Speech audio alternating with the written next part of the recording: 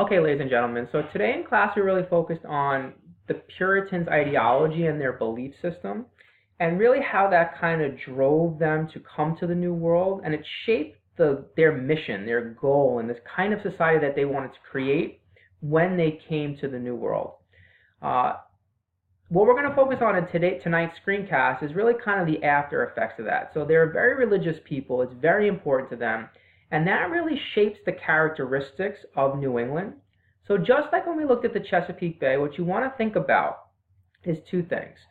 You want to think about how do the Puritans and how do the settlers here in New England leave a lasting legacy for what becomes the United States? What are some lasting things that they give to the United States and traditions that they set, philosophies that they bring to the New World? And then also, how do they distinctively shape their region of the British colonies, which is New England? Okay, so you want to look at those two things, and we're going to do it through looking at democracy in New England, economic life, and then a lot of religious tension that they face and religious dissension within the Puritans and with other religious groups in the region. Okay, so we're going to start with democratic tendencies within the New England colonies. So the title of this document is called the Mayflower Compact. The Mayflower is the name of the ship in which the Pilgrims took to the New World. And this is a very important document that's created. So it's a very simple document. As you can see, it all fits here on this one page here. This is the entire thing. And it's a pretty simple thing. All it states really in the document is that the people who sign the document here at the bottom, they're going to be bound by what they phrase in the document. They call it the will of the majority. And in essence, that is the essence of democracy. Essentially, when decisions need to be made, everybody here who signed the document is going to be consulted. They're going to vote. Whatever the will of the majority is what they're going to do as a society. Now, this is really pure democracy, okay?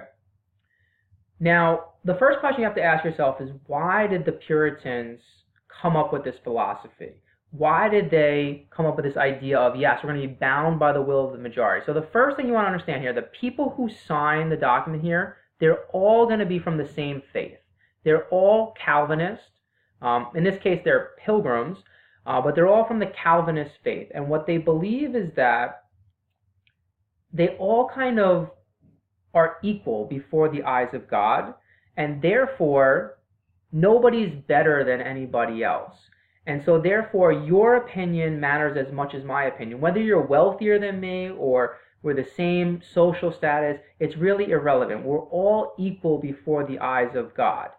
Now, this is an important thing to understand because it's a democratic idea, right? It's an origin of democracy within the United States, eventually becomes the United States. But where is their inspiration?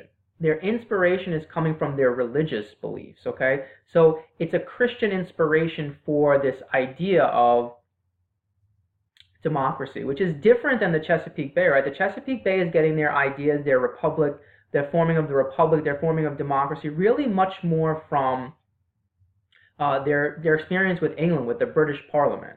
Okay, so this is your first example of democracy in the New England colonies.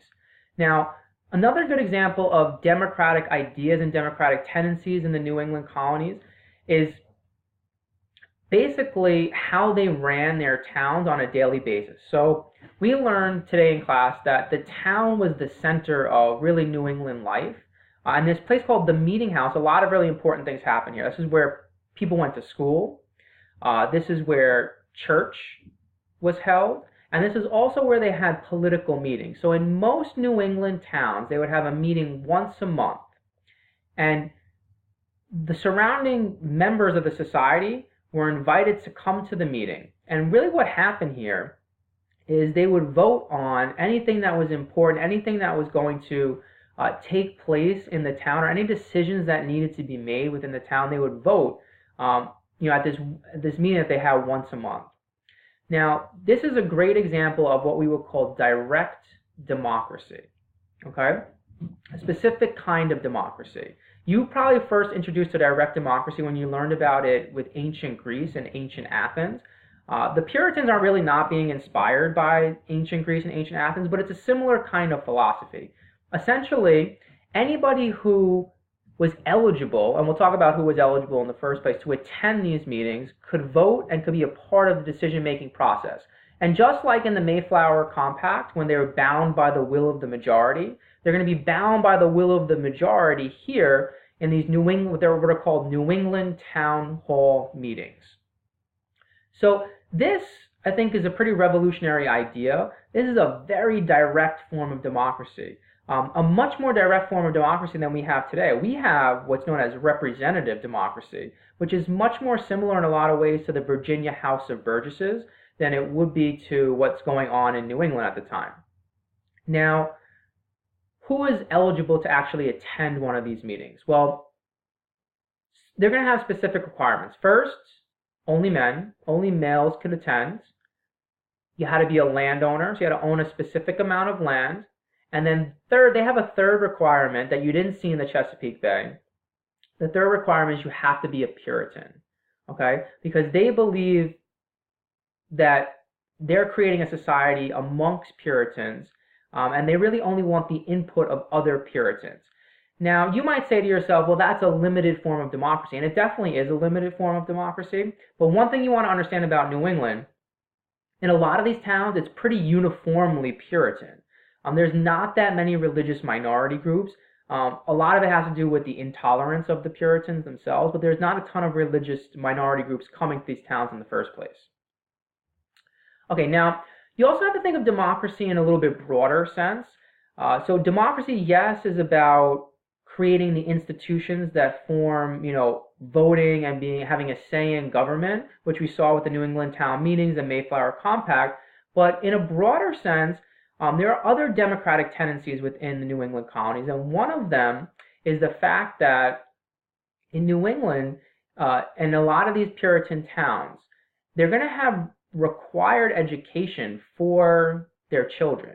Now, this is a revolutionary idea, and in a lot of ways, this is a very democratic idea that everybody has to learn to read, everybody has to learn to write, including young girls, which at the time is completely revolutionary. So when you look at it, what you're looking at here is one of their early readers, one of their textbooks. It's called the New England Primer. This is what they would get in like the first grade to start to help them to learn how to read. Now, first question you have to ask yourself is, why are they trying to educate the people in New England? The answer to that is really that for one reason, and one reason only. To them, it's essential. They must be able to read and interpret the Bible on their own. To Puritans, it's a personal thing. You can't have somebody else read the Bible to you and tell you what it means. You have to be able to read the Bible on your own. So it's very important to them that everybody in their society is literate, that they can read. And really interesting, they have some of the highest literacy rates in the world. I think at the time, the highest literacy rates in the world. About 95% of their population could read. Which is tremendous. I don't even know if we have 95% of our population currently that are literate. And so it's a pretty incredible statistic. Now, just to look at what's actually in their book, what's interesting about it is that there is absolutely no division between this idea of church and state. They're completely intertwined. What they're doing is they're teaching them to read, they're teaching them to write, but they're also teaching them morals, they're teaching them values, Puritan morals and Puritan values through reading and through writing. So you can see, you have the Our Father here right on the front cover. They're teaching them the ABCs. So you guys learn the ABCs through a song.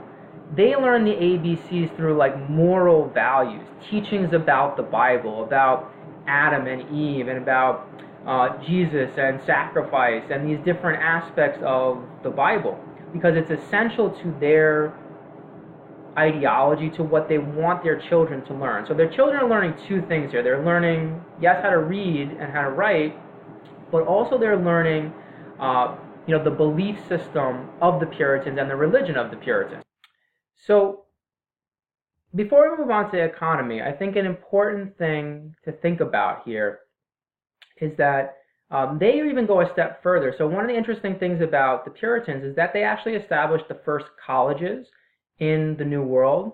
Two colleges that you know very well, Harvard College and Yale College. What a lot of people don't know about Harvard and Yale is that they're actually Puritan colleges, and the whole purpose of them, when they were originally created, was to train ministers to lead Puritan congregations. So to the Puritans, education is important.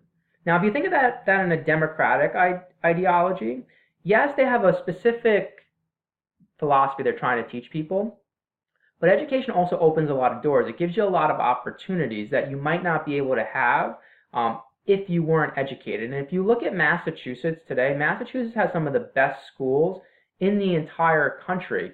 They always are ranked number 1 or number 2 in their school system. And a lot of it traces back to the foundation from the Puritans. Okay, the economy of New England. When you look at the economy of New England, it's really a very diversified economy. They're in fishing, they do whaling. One of their big industries is the lumber industry. They're not primarily growing one specific crop. Really, how New England gets involved in the economy for the most part is they're going to do a lot of trading. So this is known as the triangular trade that goes back and forth between Europe, North America, the Caribbean, Africa. And the Puritans are going to be the ones who are going to ship things back and forth. So in a lot of ways, they're like a middleman, running goods from, let's say, New England down to the Caribbean. They would transport slaves. They would do a lot of different things. And so they're an integral part of this economy that's taking place between, these 3 continents, and also between some of the other colonies like the Chesapeake Bay, the South, the Caribbean. Now, New England gets pretty prosperous. A term you want to be aware of is something called the Puritan work ethic. The Puritans are known for working very hard and putting a lot of labor into their society and into their professions. Now, the end result of that is you do end up with a prosperous society, which brings up some interesting questions for the Puritans, because the Puritans are extremely religious. And it brings up these questions of, is it okay that now we have wealth, that now we have money? And you have to go back to their philosophy. To them, they're going to look at somebody who's successful, they're going to look at it as an indication that they are a part of that group that we talked about today called the elect. So their economy, you want to remember, is diversified. You want to remember that they have this thing called the Puritan work ethic, which drives them to really succeed and to put all efforts into work. And that, their economy is largely dependent on trade with other parts of the British colonies and back with mainland Europe and Africa.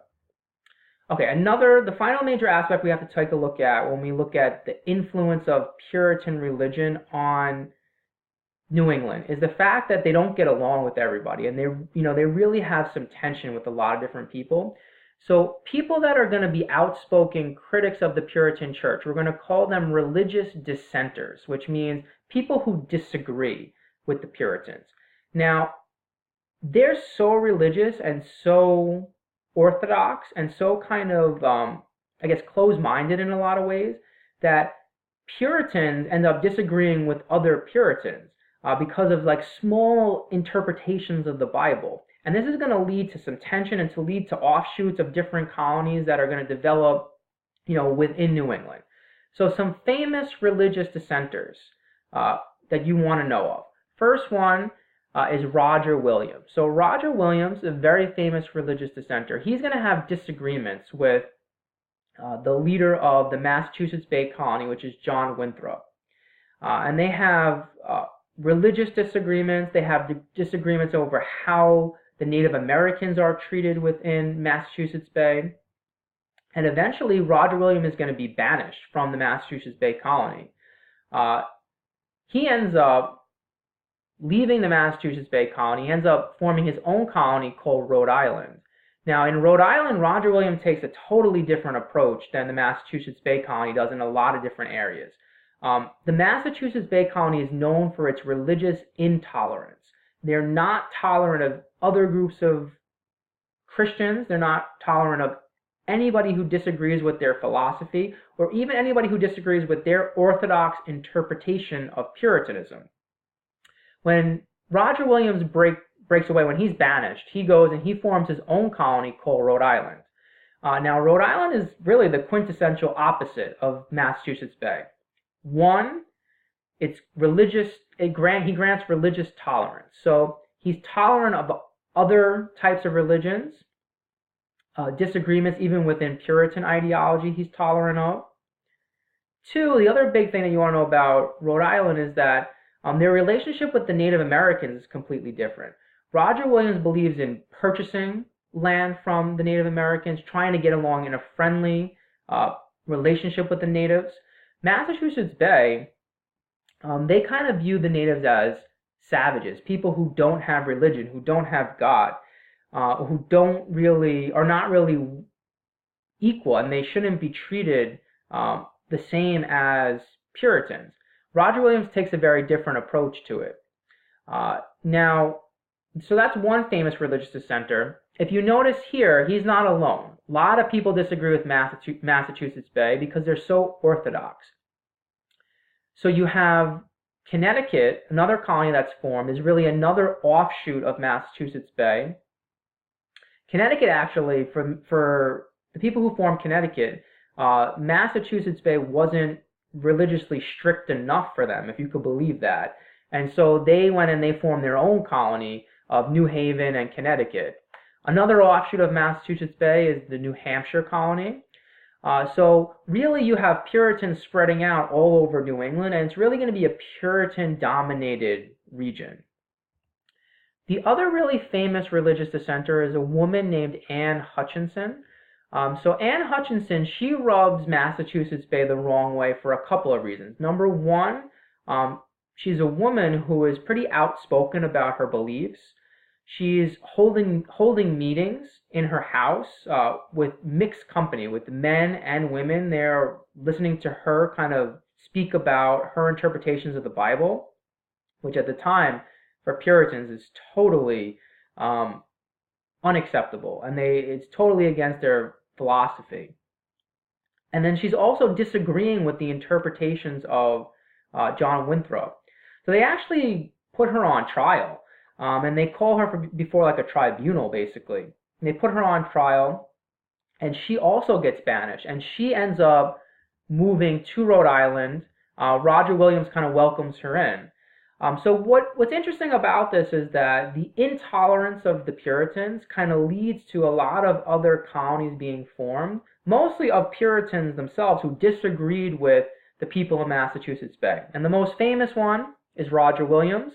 And you want to remember that his philosophy, even though he's also a Puritan, his philosophy is a lot different, and he's a lot more open and a lot more accepting of other people. The other famous religious dissenter is Anne Hutchinson. Okay, so tomorrow in class we're going to kind of go further into the legacy of Massachusetts Bay and New England as a region. But remember the two things I asked you guys to focus on when we first started the screencast. Number one, what are some lasting legacies that this whole region leaves for the United States, what becomes the United States? And then two, what is making them distinct as a region? Can you compare them to the Chesapeake Bay? What is distinct, what is similar, what is different about them in the Chesapeake Bay? All right, I'll see you guys tomorrow in class.